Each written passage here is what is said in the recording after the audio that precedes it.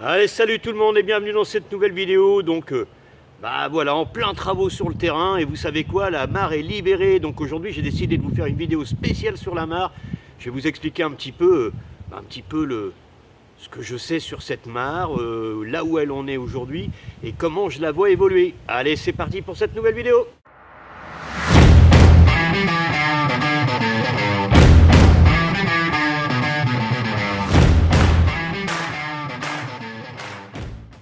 Avant de descendre à la mare et vous montrer un petit peu le travail que j'ai réalisé, puisque maintenant elle est bien visible, et on va aller faire le test du plouf, voir s'il y a de l'eau, je voulais vous parler un petit peu des mares. Alors, moi, comme je vous ai dit, ma chaîne, elle n'a pas pour vocation de vous expliquer comment faire et de vous donner la meilleure méthode.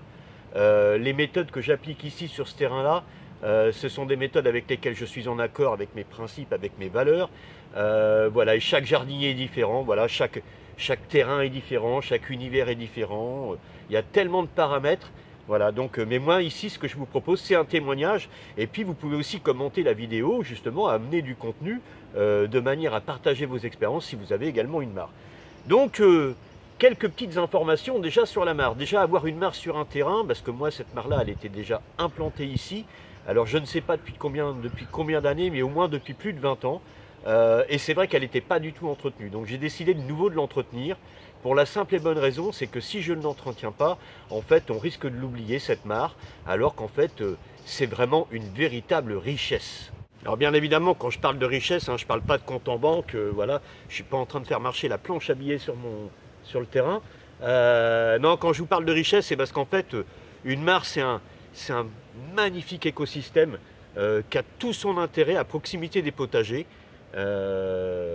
Voilà, pour plein de raisons. Alors la première raison à laquelle souvent les gens pensent en premier, parce que c'est vraiment un sujet d'actualité, c'est l'eau, la ressource en eau.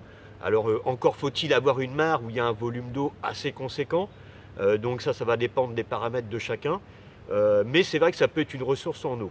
Mais moi, ce qui m'intéresse avant la ressource en eau, c'est tout cet écosystème, tout ce monde du vivant qui va se développer autour de la mare, surtout quand elle est bien entretenue, et c'est justement pour ça qu'il était grand temps que j'aille la sauver, parce qu'en fait, il va se développer toute une forme de vie.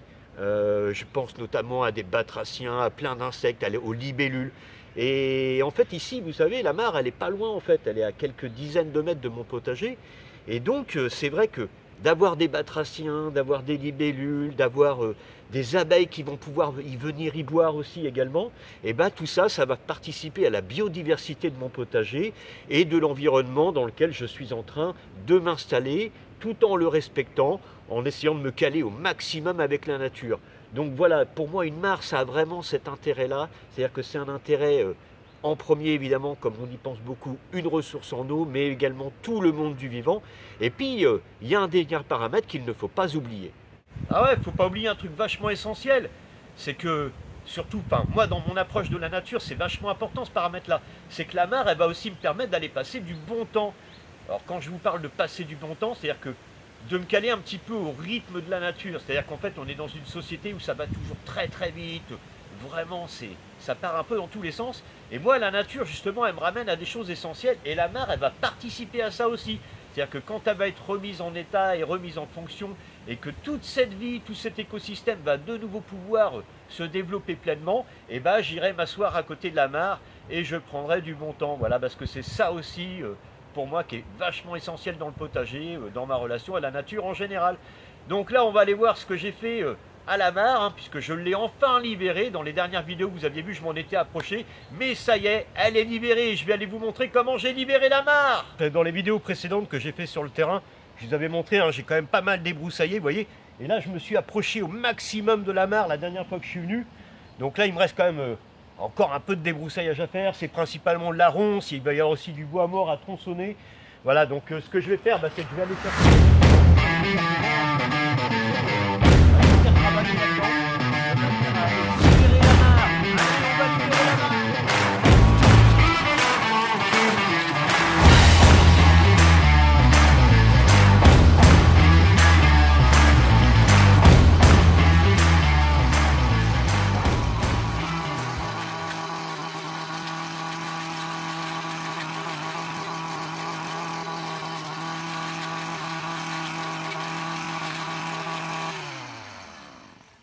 Hé, venez voir, on y est presque.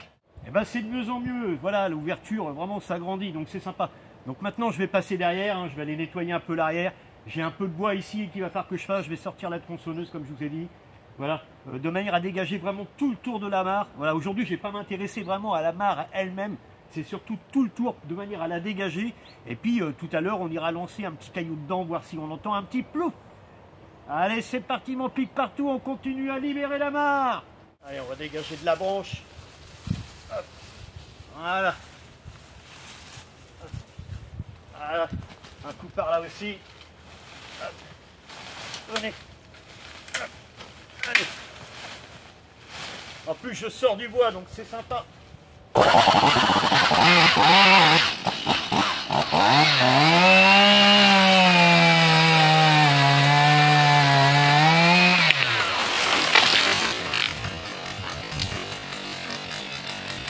Ouais. Alors résultat, voilà la... ça y est, elle est de nouveau visible. Voilà, elle est de nouveau au grand air.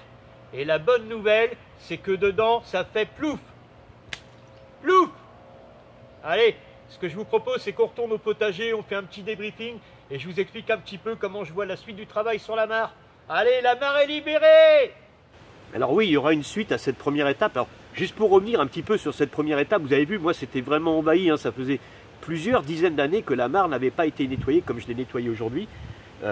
Ceci dit, ce travail, normalement, on n'aurait pas à le faire sur une mare qui serait entretenue régulièrement.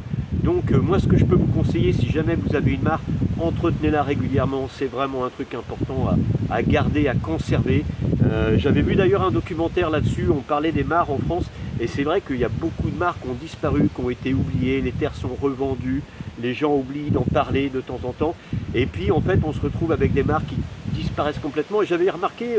j'avais vu un documentaire là-dessus sur une association justement qui répertoriait les mares, je ne sais pas dans quelle région c'était, et qui justement faisait du nettoyage de mares. Donc voilà, c'était une petite aparté, mais bon, c'est toujours intéressant de se poser la question sur ce que deviennent les mares sur le territoire. Voilà, donc quand je vous dis que c'est une première étape, tout simplement parce que maintenant, il va falloir passer à la deuxième étape, comme c'est une mare qui n'a pas été entretenue depuis très longtemps, je risque d'avoir pas mal de vases au fond. Et l'envasement, c'est un des problèmes des mares. Ça peut même finir par assécher votre mare, en fait, si vous avez trop de vases sur une mare de petite surface, de petite profondeur et de petit volume. Voilà.